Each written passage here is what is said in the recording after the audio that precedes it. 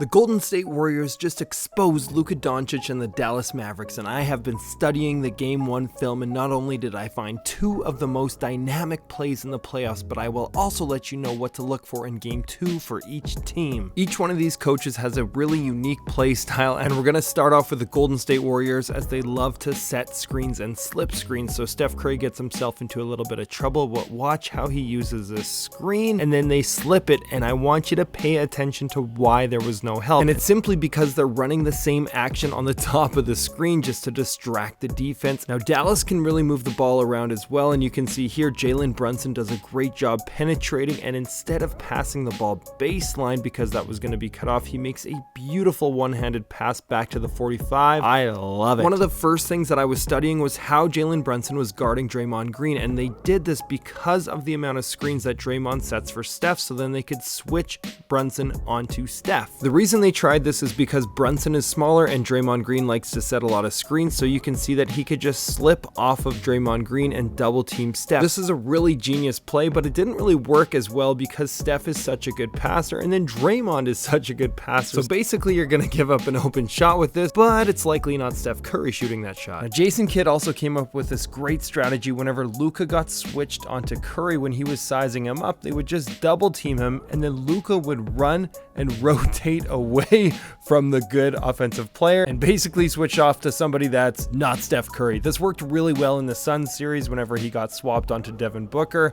Big fan of this strategy. The Mavericks will likely try Brunson a little bit more on Draymond Green and the bigs because you can see here once again he's able to swap onto Steph Curry and contest the shots a lot better. Steve Kerr was not going to let himself get out coached, so he tried a ton of things including this 1-2-2 zone which you need to attack in the middle, but the Mavericks really struggled off the hop. As you can see, they can barely catch the ball. I've stated before the Mavericks like to over dribble a lot, and the way you beat a zone is by passing, not dribbling. The next possession down, the Mavericks actually put somebody in the high post, which gets the defense to clamp down a little bit and give them some space for shooters. This is a great set play here as they use the screen to basically put Curry on an island and choose between guarding Luka or Brunson, and he chooses, I'd say, pretty well. Now we have the box and one. Steve Kerr, you just couldn't stop. You had to go to the box and one, and I could honestly see them doing this a lot more next game because they had a ton of success against Luka. The issue for the Warriors is when you're in this defense, it is really hard to clamp down and get rebounds. And if you watch this game back, the Mavericks missed a lot of open shots, and this game definitely could have been a lot closer. The Warriors should definitely run a lot of this next game just because of the amount of offense that the Mavericks generate. So you can see here on the box and one, Andrew Wiggins is just locking him up. Luka just tells his team to pass the ball around the other way, and you can just see the result of this. It ends in just disaster and catastrophe. That is not a good shot to take. Once they threw the Mavericks in a bit of a funk, Wiggins basically was the primary defender and did a fabulous job on Luka. Andrew Wiggins was the star of the game to me, not only because of his defense, but look at his offense, and you're going to see him really, once again, I'm sorry to say it, but go at Luka Doncic, and you can see this was a concerted effort by the entire Warriors team. You can see him getting screened there, and then there's another swing over to Wiggins, and then you're going to see them try and put him in another screen, so you can just see the amount of effort that Luka has to put in, and he's hardly in his stance there getting burnt. The Mavericks once again tried to adjust by sending extra help, but you can see that Bullock just takes a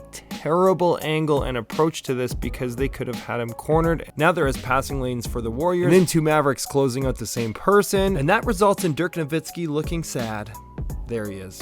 Luka continued to get thrown into the pick and roll, and you can see here that when they run it with Andrew Wiggins, it doesn't have the same effect. They were able to double team and then rotate off of the top because this made the Warriors a little more predictable, because when Draymond Green was going to get that in that soft roll, he is an elite passer where Andrew is more likely to just shoot it. You can see they run the sequence again with Andrew Wiggins coming to the top. Steph Curry is yelling for this matchup and they get a double team, but once again Luka is not in his stance, and this is an easy drive for Steph. Now when you're playing the Golden State Warriors, you need to be incredibly disciplined, and here you have a terrible choice by Luka. I don't know what he's thinking, that he's gonna actually get the steal from Steph in that situation, but that is a bad gamble. Here's another bad decision as you have the ball firing around and you have the Golden State Warriors all over the map, and you have an easy pass that you could make to an elite three-point shooter in Dinwiddie, and Luka decides to take a step back three. Starting off the second half, you have one of my favorite plays I've seen from the Warriors as you get a screen on the bottom, which leads to a fake screen or a decoy right off the top, which leads to a second screen by the person who originally set the screen, and a roll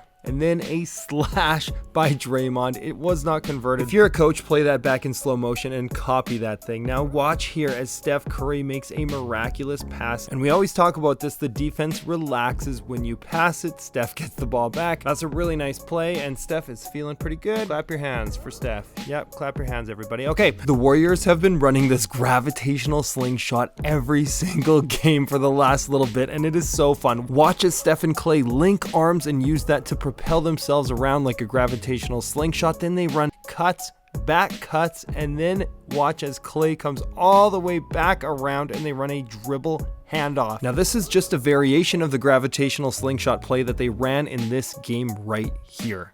Check it out.